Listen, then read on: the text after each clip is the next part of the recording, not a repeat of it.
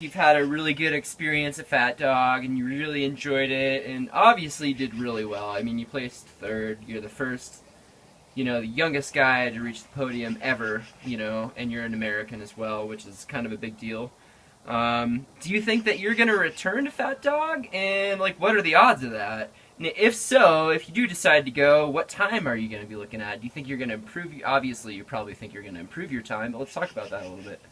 Absolutely. I think Fat Dog would be up in the air for next year. As of right now, UTMB in France is on the August schedule.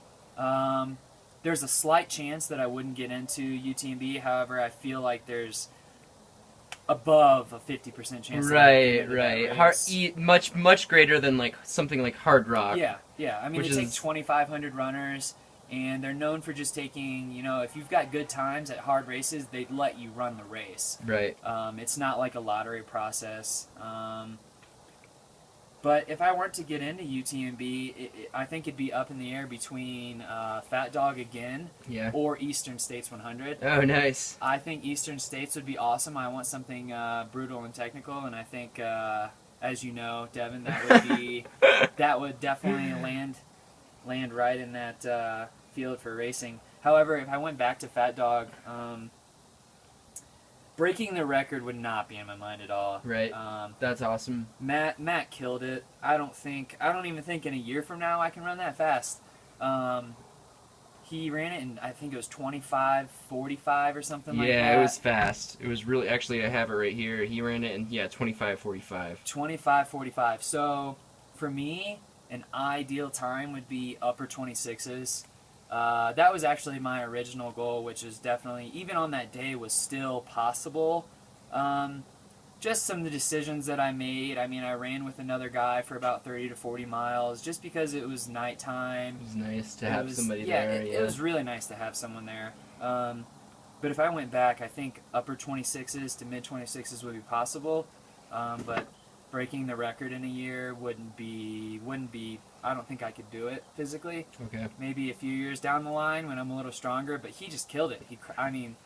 He destroyed that race, and it's going to take a really, really strong runner to come and break that again. Yeah, and that's actually my last question. We're touching on it now, but I was going to ask you what you thought about Matt Cecile, that's his name, right? Matt Cecile running the 25:45 for the win, and how do you think he did it, and what do you think it takes to complete the course in such a fast time? And do you think that eventually you can do it? Eventually, yes. Yeah. So basically the way I look at it is, the last section, running fast, the last 20 miles you can do in 5.5 hours, which means you got to do that first 100 miles in 19 hours. That's insane for that course, too. Yeah. So you're talking about, 22,000 feet of vert for the first 100 miles, technical trail, a little bit of altitude. And looking at it that way, it's definitely possible to be broken. I know for a fact he had to have he ran smooth through the whole race. He didn't go out crazy fast, but they were just running really, really well. And from what I heard, he didn't. He really didn't have any bad spots. Obviously, everyone in a 100-miler or 120-miler for that is going to have some low moments, especially if you're running fast like he was. Mm-hmm. But I think even that time would be tough for him to come back and run again. I know he had to go to the hospital directly after the race. No way. I'm not sure what it was. Well, just pushing that hard for that long, that'll do it to you. Yeah, we didn't... He contacted me on Facebook and just apologized that he couldn't talk to me after the race, but it was because he had to go to the hospital. We didn't really touch base on what it was for, but with that being said, it would take. I don't even know if he could break his own record next year. It would, he'd have to be running extremely well. So this dude really had his training dialed in for sure. Yeah, and from the looks of it, he didn't race a ton coming up to this race. This was definitely his focus race, which was a great one to have for a focus race, whereas someone like myself would rather race a lot. I enjoy racing as much as my body will at least let me race. So, All right, well, let's move on. We've been chatting about that for a bit. Let's just touch on this for just a hot minute. What were your favorite parts of the race, and what were your least favorite parts of the race? favorite parts going downhill. Least favorite parts going uphill. However, the uphills are what made my. That's the only reason why I finished in third was the climbs. Yeah, training here in Steamboat. But specifically, my favorite parts would definitely have to be going up Flat Top Mountain around mile 35. Out in the distance were these very, very large 13,000-foot mountains, very rocky and covered in snow. And honestly, my second favorite part was mile 117, where it got really smooth.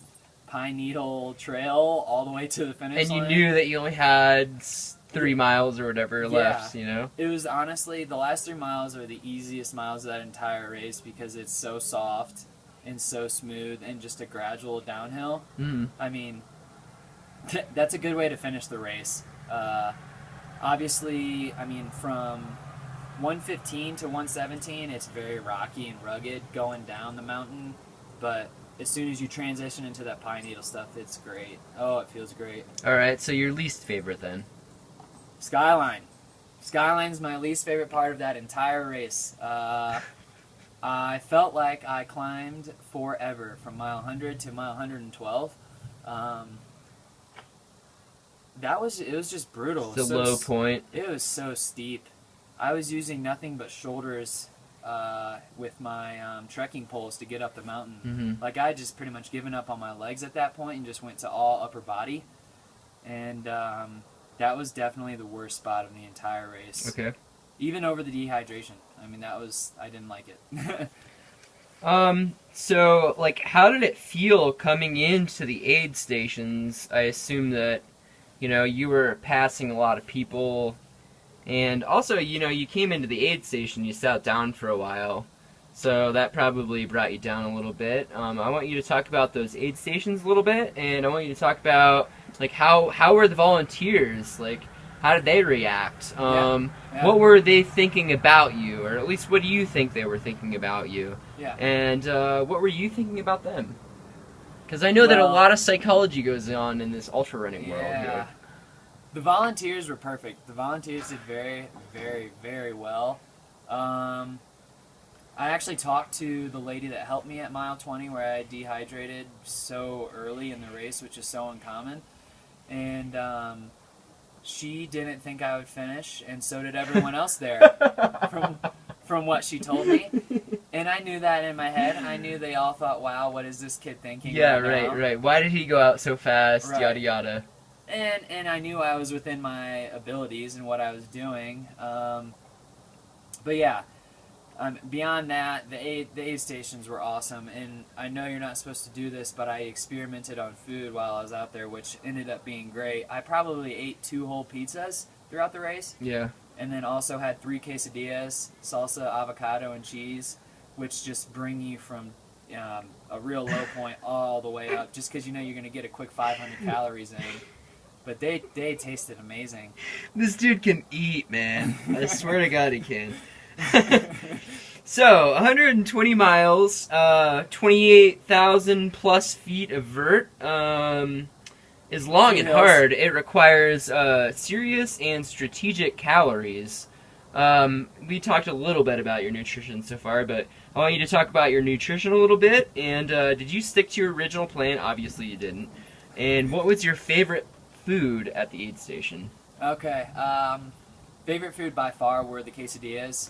I know the aid stations were having a competition on who could have the best food, which turned out to be the best quesadillas. That definitely hit the spot. The 2 pizzas, I think one time I had too much at once. I ate a half a pizza in a matter of about 2 minutes at one aid station, and ended up having to take care of some business off the side of the highway. Just too much pizza all at once. Oh, man. But as far as nutrition went, I planned on doing a gel, so 100 calories to 150 calories every 20 to 25 minutes. I stuck to that. And then as far as the aid stations went, I just made it a point to eat as much as possible without overdoing it and making myself feel heavy. Loaded and yada yada. So the gels, though, I mean, I ate a lot of gels. They had Cliff Shot gels, which are actually really good. I would recommend them if you haven't had them. I had vanilla literally through the entire race. And with that being said, And no caffeine, really? yeah, and I planned on having caffeine from mile 80 to 120 at every aid station, and like a consistent amount of caffeine. And I ended up only having 2 caffeine gels and 1 package of shot blocks, which was an eighth of what I planned on having. So energy levels were great because I didn't need any caffeine through the entire race for the most part. But nutrition went well for the most part. Obviously, around mile 20 it broke down, but after that it was all pretty smooth. Okay, so next I'd like to talk about your gear. Obviously, you already mentioned your poles. I think you had Black Diamond poles. Is that right? They No? were leaky, I think you say. Okay. Yeah, they're heavier than the Black Diamonds, Okay. but they definitely help. And I want to talk, like, what pack did you use in terms of hydration? Did you use bottles? Did you use, a bladder? And also, dealing with volatile mountain conditions, what did you bring for safety? That's funny because that actually reminds me of a very scary moment I had. So I'll start with the pack. I used an AK vest, which has 2 water bottles up front. It was enough water for me. I know a lot of people needed more water than that. So the whole time you carried 2 bottles? Yep, just Okay. 2 water bottles. I was just smart with my water consumption. When I got to the aid stations, I drank plenty of water. Trekking poles made a huge impact towards the end of the race. Skyline for the last 12 miles just really hobbling up. Now, as far as a headlamp goes, which is gear, Yeah. I had a Petzl headlamp, which I've used before, and it lasted me 12 hours to the night. So I anticipated going into this race that this headlamp was going to last me the whole night. Right. Just in case, I brought an extra headlamp that was really just not a good headlamp. It was kind of a piece of junk. I just had it just in case. But 5 hours through the night, my headlamp goes completely dead, and I have 9 miles to the next aid station. So I put on my piece of junk headlamp, which also is running low on battery and is extremely dim. So these next 9 miles, I ran extremely fast to basically ensure that I made it to this aid station without any light source. If that light would have went out, Scary. if that light would have went out in a very remote mountain, I would have had to sit there, in which I had a space blanket, which is a very thin blanket that Smart to have that, though. yeah, for sure. Chris Beck gave me. It just traps your heat. So I honestly, when that happened, I had completely and utterly planned on using that space blanket. Like, I really thought that light was going to go out, and I had to plan on waiting for the next runner to come through, which would have stunk because that would have just added on to my time.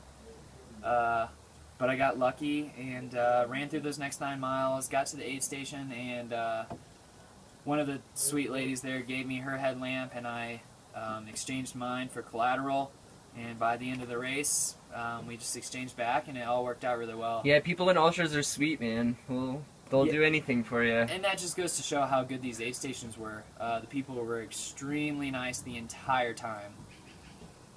So the only thing you haven't talked about with gear is shoes and socks, which are pretty much the most important thing with running. Yeah, definitely. So what's up? I'm used to wearing the Salomon Sense Jimmy? Ultras. Definitely a more minimalist shoe.